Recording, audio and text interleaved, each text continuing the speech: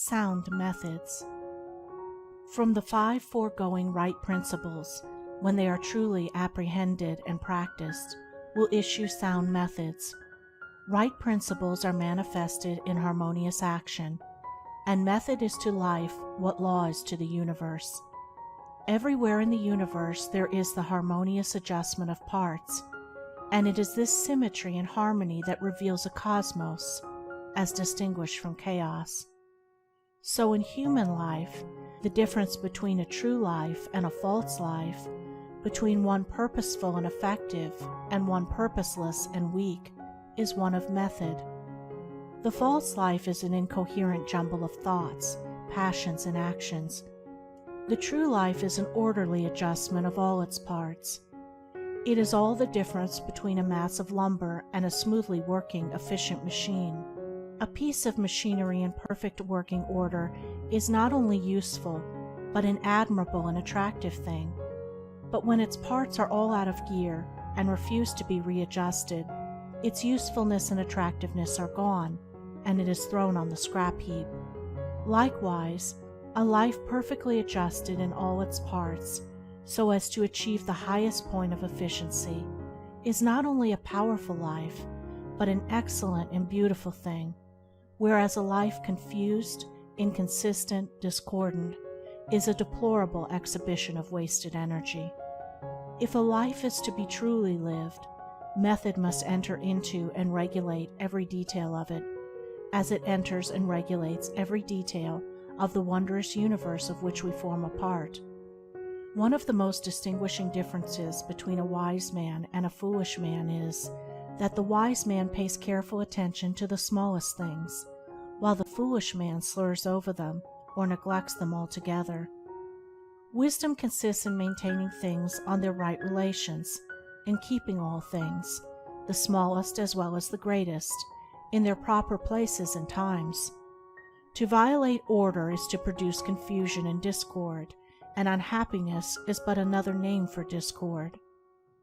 The good businessman knows that system is 3 parts of success, and that disorder means failure. The wise man knows that disciplined, methodical living is 3 parts of happiness, and that looseness means misery. What is a fool but one who thinks carelessly, acts rashly, and lives loosely? What is a wise man but one who thinks carefully, acts calmly, and lives consistently? The true method does not end with the orderly arrangement of the material things and external relations of life. This is but its beginning. It enters into the adjustment of the mind, the discipline of the passions, the elimination and choice of words and speech, the logical arrangement of the thoughts, and the selection of right actions. To achieve a life rendered sound, successful, and sweet by the pursuance of sound methods, one must begin not by neglect of the little everyday things, but by assiduous attention to them. Thus the hour of rising is important, and it's regularly significant, as are also the timing of retiring to rest, and the number of hours given to sleep. Between the regularity and irregularity of meals, and the care and carelessness in which they are eaten, is all the difference between good and bad digestion, with all that this applies, and an irritable or comfortable frame of mind, with its train of good or bad consequences. For attaching to these meal times and meal ways are matters of both physiological and psychological significance.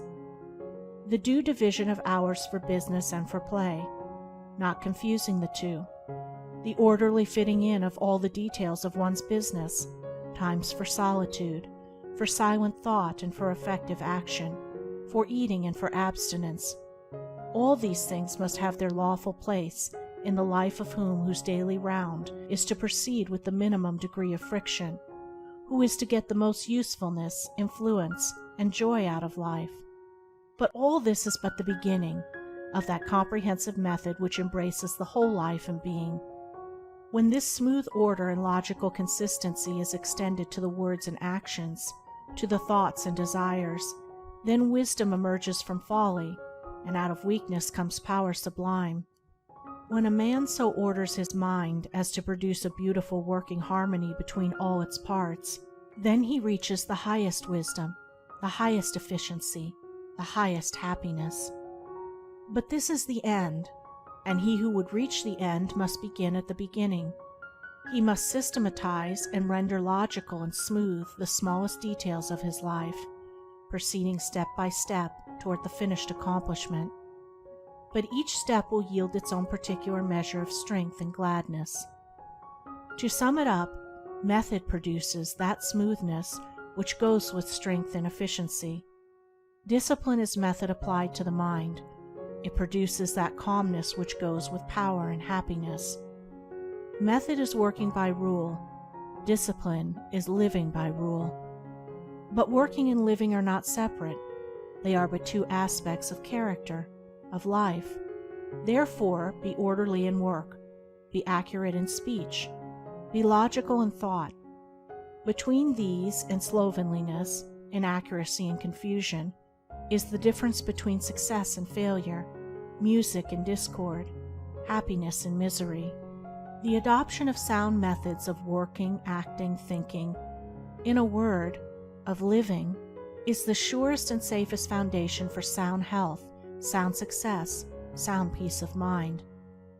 The foundation of unsound methods will be found to be unstable, and to yield fear and unrest even when it appears to succeed, and when its time of failure comes, it is grievous indeed.